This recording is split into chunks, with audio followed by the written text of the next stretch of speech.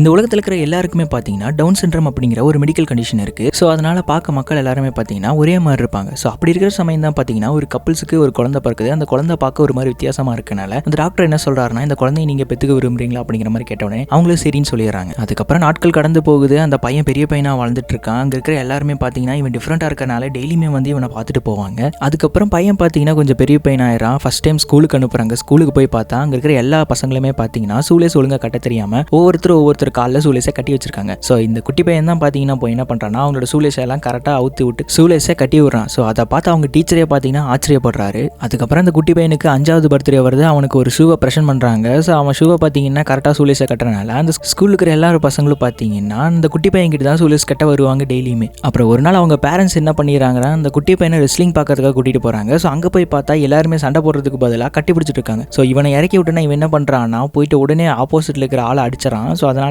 இவன் ஏன்டா வித்தியாசமாக பண்ணுறான்னு சொல்லிட்டு டாக்டர்ஸ் என்ன பண்ணுறாங்கன்னா, இவனை தூக்கி ஸ்ட்ரெச்சரில் தூக்கிட்டு போயிட்டு செக் பண்ண ஆரம்பிச்சுறாங்க. அப்படி செக் பண்ணும்போது டாக்டர்ஸ் கண்டுபிடிக்கிறாங்க என்னன்னா, இவனுக்கு ஒரு குரோமோசோம்ஸ் இல்லை. அப்புறம் கூட இருக்கிற நர்ஸ் எல்லாம் என்ன பண்ணுறாங்கன்னா, தேடிட்டு இருக்காங்க எங்கடா போச்சு அந்த குரோமோசோம்ஸ் அப்படின்னு சொல்லிட்டு. அதுக்கப்புறம் இந்த குட்டி பையன் பெரிய பையனா மாறிடுறான். ஸோ பெரிய பையனா மாறினதுக்கப்புறம் எல்லாருமே டிஃப்ரெண்ட்டாக பார்க்குறாங்க. ஏன்னா மற்றவங்களோட இவன் ஹைட்டாக வேற இருக்கானா, அது இல்லாமல் டிஃப்ரெண்ட்டாக இருக்கான் பார்க்கறதுக்கு, அவங்கள மாதிரி இல்லை அப்படின்னு சொல்லிட்டு எல்லாரும் அவனை ஒதுக்க ஆரம்பிச்சுறாங்க. ஸோ நம்மளும் இவங்கள மாதிரியே மாறணும்னு சொல்லிட்டு என்ன பண்ணுறான்னா, ஹாஸ்பிட்டலில் போய் அட்மிட் ஆயிடுறான் ஆப்ரேஷன் பண்ணி இவங்கள மாதிரி மாறதுக்காக. ஸோ அந்த இடத்துக்கு பார்த்தீங்கன்னா இவனை மாதிரியே ஒரு பொண்ணு வந்திருக்கு. ஸோ அந்த பொண்ணு பண்ணுறது பார்த்தீங்கன்னா ஷூலேஸ்லாம் கரெக்டாக கட்டுறா, மற்றவங்களோட ஹைட்டாக இருக்கா, அதுவும் இல்லாமல் டிஃப்ரெண்ட்டாக இருக்கா பார்க்கறதுக்கு அப்படின்னு சொல்லிட்டு அவங்களும் பார்த்தீங்கன்னா ஹாஸ்பிட்டலில் கொண்டு வந்து அட்மிட் பண்ணியிருக்காங்க. அப்போ ஹீரோவும் இப்போ இந்த பொண்ணும் பார்த்தீங்கன்னா 2 பேருமே ஃப்ரெண்ட்ஸ் ஆகிட்டு என்ன பண்ணுறாங்கன்னா, 2 பேருமே ஒரே மாதிரி இருக்கனால அடுத்து ஸ்கூலில் இருக்கிற எல்லா பசங்களுக்கும் பார்த்தீங்கன்னா இவங்க தான் ஷூலேஸை கட்டி விடுறாங்க.